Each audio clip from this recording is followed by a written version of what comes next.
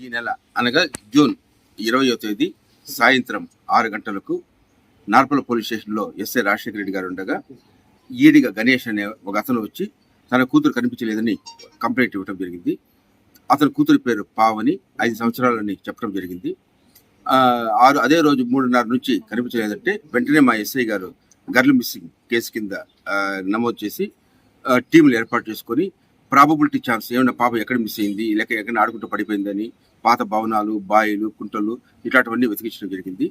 అదే క్రమంలో ఏదైనా క్రిమినల్ యాంగిల్ ఉందామని ఆ యాంగిల్లో కూడా మా ఎస్పీ గారు మేడము, మా డిఎస్పీ శివారెడ్డి గారు చెప్పడం వల్ల క్రిమినల్ యాంగిల్లో కూడా ఏమైనా కిడ్నాప్ చేశారనే యాంగిల్లో కూడా టీమ్స్ ఏర్పాటు చేయడం జరిగింది. ఈరోజు అనగా 22వ తేదీ 8:30 ప్రాంతంలో ఒక మేము అలా చూసుకుంటూ పోతుంటే ఏమన్నా బాయిలు ఏమైనా పడిందేమని వెతుకుతుండగా ఇక్కడే మన పోలీస్ స్టేషన్ దగ్గరలోనే ఒక బాయిలో వెతుకుతుంటే ఎస్ఐ గారును, నేను, పెద్ద మనుషులు, మా స్టాఫ్ అంతా వెతుకుతుంటే అక్కడ వాళ్ళ ఫాదర్ ఎవరైతే కంప్లైంట్ ఇచ్చారో ఈడిగా గణేష్ అనే అతను చచ్చాడుతో కనిపించినాడు. అప్పుడు ఎందుకు అని మేము అట్లా వెళ్తుంటే మమ్మల్ని చూసి పారిపోవడానికి ప్రయత్నించాడు.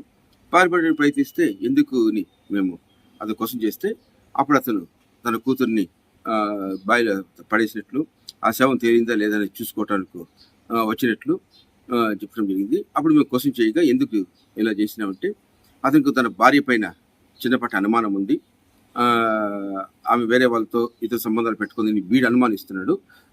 దాని తర్వాత ఇంకా స్ట్రాంగ్గా తన కూతురు నాకు పుట్టలేదేమో అని చిన్న అనుమానం కూడా వీనికి ఎప్పటి నుంచి మదిలో ఉంది.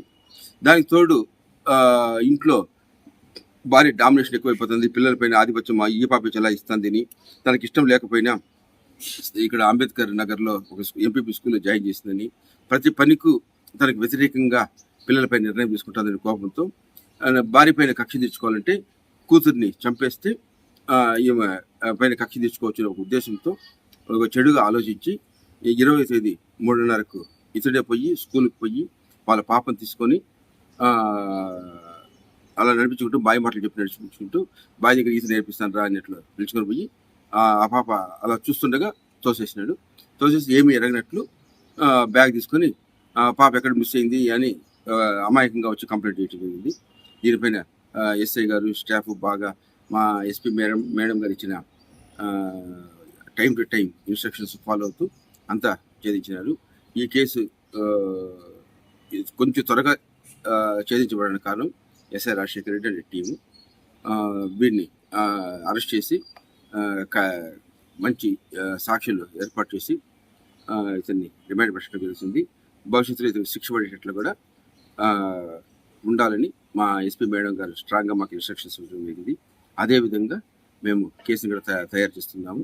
వాళ్ళు ఖచ్చితంగా భవిష్యత్తులో శిక్ష పడేటట్లు, ఇలాంటి నేరాలు ఎవరైనా చేస్తే వాళ్ళకి కనువిప్పు కలిగేటట్లు ఉండాలనేది ఈ కేసుని ఎగ్జాంపుల్గా తీసుకొని స్ట్రాంగ్గా కట్టినాం. సో భార్య మీద అనుమానంతోనే పనిచేశాడు. భార్య పైన అనుమానము ప్లస్ అన్నిటికూ ఈమె ఆధిపత్యం చెలాయిస్తుంది, ఈమె పైన కక్ష తీసుకోవాలని అమాయకమైన పిల్లలపై కక్ష తెచ్చుకున్నారు. ఇది ఏ రోజు జరిగింటుంది సార్?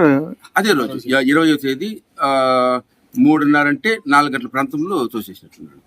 ఆయనంతగానే ఒప్పుకున్నారా లేకుంటే ఎట్లా సార్? అది ఒప్పుకున్నాడు. ఇద్దరు పిల్లలు ఉండే కూతురుని ఎందుకు తీసుకుపోయి చంపేశాడు సార్? కూతురే తనకు పుట్టలేదు అని ఒక అనుమానం ఎక్కువైంది.